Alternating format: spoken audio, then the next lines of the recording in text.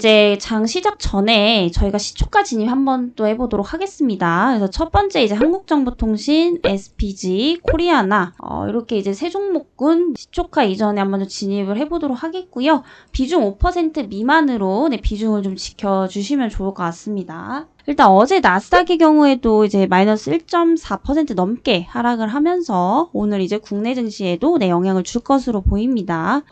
일단은 그나마 이제 코스닥 쪽이 조금 더 강세인데 이게 지금 강세라고 볼 수는 없죠. 다만 이제 코스피 대비해서 상대적으로 좀 힘이 강하다 정도로 좀 볼 수가 있겠습니다. 그래서 오늘만 봐도 제가 그 전부터 누누이 말씀드렸지만 우리는 연말까지 소형주 코스닥 중심의 장세가 될 것이다라고 말씀드렸죠. 그래서 최근 며칠 동안 에도 사실 코스피 대비해서 이 코스닥의 상승률이 훨씬 더 높았었습니다. 어쩔 수가 없는 게 지금 대형주 같은 경우에는 연말 실적이 아무래도 그 시장 예상치보다 훨씬 더 하회를 하고 있기 때문에 아무래도 좀 메리트가 떨어지는 것으로 좀 판단이 되고 있고요. 여전히 저는 좀 소형주 중심으로 보셔라 이렇게 좀 말씀드려보도록 하겠습니다. 그래서 이번 회의에서 금리를 0.75% 정도 인상을 할 것으로 보이고 있습니다. 물론 이것도 직접적으로 결과가 나와봐야 아는 거겠지만 어쨌든 지금 의견이 지배적이네요. 80%에 달했다. 이게 어쩔 수 없는 게 이번 CPI 지수가 너무 좀 충격적이었던 것 같아요. 제가 봐도. 어쨌든 이제 시장 예상치가 한 8% 정도 나왔었는데 8.3% 예상치보다 상회를 하고 있다라든 거 그런 점들도 굉장히 좀 영향을 많이 미치고 있는 것 같습니다. 그리고 최악의 상황에서는 1포인트까지도 인상할 가능성이 한 20% 정도 된다고 보네요.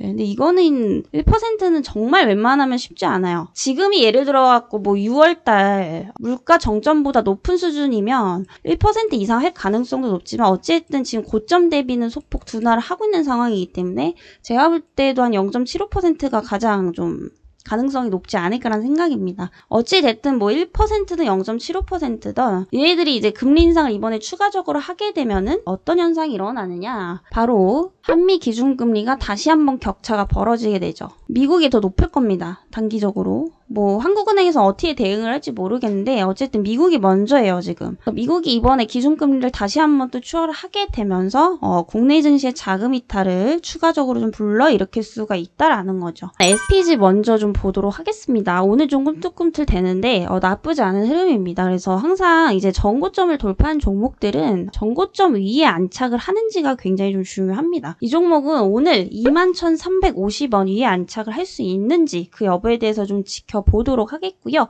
이 SPG 같은 경우에는 이제 로봇 관련주다라고 보시면 될 것 같습니다. 그래서 제가 아까 말씀드렸던 금리 인상 간접적인 수혜주다라고 보시면 되겠는데요. 일단 금리 인상이 로봇 관련주와 어떠한 상관관계가 있느냐? 이제 은행 같은 경우에는 말 그대로 이제 금리가 오르면 걔네들이 이제 회수율이 더 높아지기 때문에 그대로 이제 직접적인 수혜주로 볼 수 있겠지만은 이제 SPG 같은 이제 로봇 관련주들은 간접적인 수혜주입니다. 그래서 이제 그 고물가 현상들이 좀 이어지게 되면은 모든 게 다 올라가요. 원자재 값, 완제품 값, 그리고 이에 따라서 사람의 인건비까지 엄청나게 올라가게 됩니다. 사실 이게 기업 입장에서 볼 때 생산에 대한 부담도 훨씬 더 늘어날 수밖에 없고 인건비에 대한 부담도 늘어날 수밖에 없다라는 거예요. 기업 입장에서. 그래서 기업 입장에서 어떤 것을 선택을 하느냐, 이 이제 지출 비용에 대한 부담을 줄이기 위해서 결국에는 로봇을 많이 상용을 할 수밖에 없다라는 겁니다. 그래서 이게 지금 그렇게 될 것이다라고 말씀을 드리는 게 아니라 지금 실질적으로 우리가 식당에 가보면은 로봇을 사용하는 데가 종종 있습니다.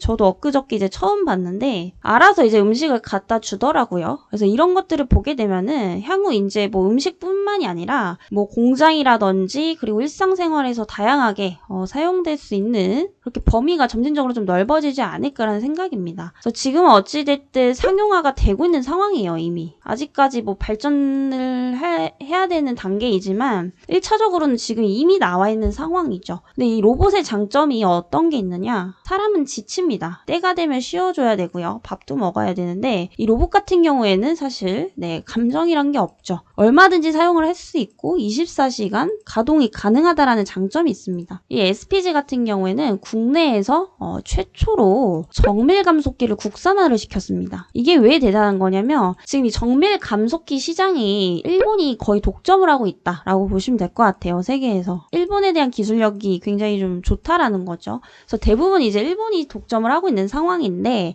이 SPG 같은 경우에는 이거를 국산화 시켰을 뿐만이 아니라 현재 미국에서 수출을 하고 있습니다. 미국에다가. 그래서 지금 독점하고 있는 일본 시장을 SPG에서 깨고 있다라는 거죠. 미국에서도 지금 현재 대부분 일본에 대한 제품을 수입을 많이 하고 있었는데 지금 어느 정도 여기서 파이를 나눠 먹고 있다라고 보시면 될 것 같아요. 아직은 미미한 수준이지만 점진적으로 늘어나고 있다라는 점에서 봤을 때 타 로봇 기업 대비 중장기적 모멘텀이 굉장히 좀 뚜렷하다. 이렇게 좀 보시면 될 것 같습니다. 그래서 앞으로 점진적으로 좀 수주가 늘어나지 않을까 해요. 왜냐면 이 정밀 감속기 같은 경우에는 사람으로 치면은 관절이라고 보시면 되겠습니다. 사람의 무릎에 뼈가 없으면 걸을 수가 없죠. 로봇도 마찬가지예요. 그래서 굉장히 좀 핵심 소재다, 핵심 부품이다 이렇게 좀 보시면 되겠고요. 아무래도 로봇에 대한 생산량이 증가를 하게 되면은 그에 따른 이제 부품도 많이 증가할 거 아닙니까? 네, 차랑 비슷해요. 자동차랑 똑같은 이치다라고 보시면 되는데 뭐 자동차도 이 틀만 만든다고 되는 게 아니거든요. 이에 따라서 소재, 부품, 장비가 들어가듯이 로봇도 마찬가지입니다. 그래서 이 정밀 감속기는 필수적으로 사용을 한다라는 점에서 이 로봇에 대한 생산량이 확대가 될수록 이 정밀 감속기에 대한 수주도 확대가 될 수밖에 없다라는 거죠. 한국정보통신도 같이 보실게요.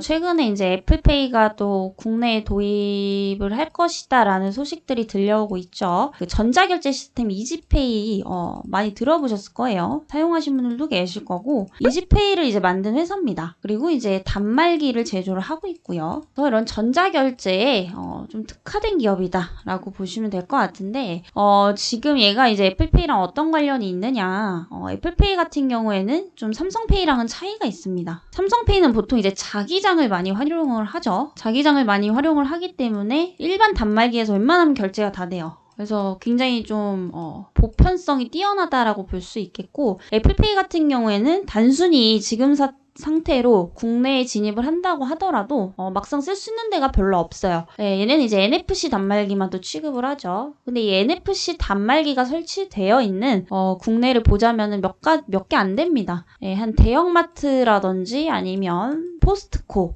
뭐 일부 편의점 정도인데 이게 이제 전국적으로 확산이 되려면은 당연히 NFC 단말기를 새로 만들어야 된단 말이죠. 거의 대량 생산을 해야 되는데 이렇게 되면은 관련주들의 수주가 늘어날 수밖에 없습니다. 그래서 한국정보통신 같은 경우에도 이 단말기를 제조하는 기업이기 때문에 향후에 애플페이가 국내에 도입이 된다라고 한다면은 동사의 이제 실적 수주가 늘어날 것으로 예상이 되고 있죠. 3,200원대에 가격대가 형성이 되고 있고요. 이 종목 같은 경우에는 기술적으로도 괜찮습니다. 화장품 업계가 최근에 너무 안 좋았다라고 하지만은 어찌됐든 너무 심각할 정도로 과대 낙폭이 된 것도 사실이에요. 그래서 얘는 뭐 어떤 이슈가 없더라도 단기적으로 충분히 어떤 그런 저가 매수세에 대한 단기 반등 정도 충분히 노려볼 수 있는 자리이기 때문에 좀 눈여겨봐야겠다라고 보고 있고요. 또 추가적으로 이제 코리아나 같은 경우에는 이제 우리나라 화장품 회사죠. 네, 화장품 회사인데 우리나라 이제 대부분의 화장품 기업들이 중국에 대한 수출 의존도가 굉장히 좀 높습니다. 그래서 뭐 아모레퍼시픽이라든지 LG생활건강 대부분의 종목들이 최근에 이제 중국 경제 상황이 안 좋아지면서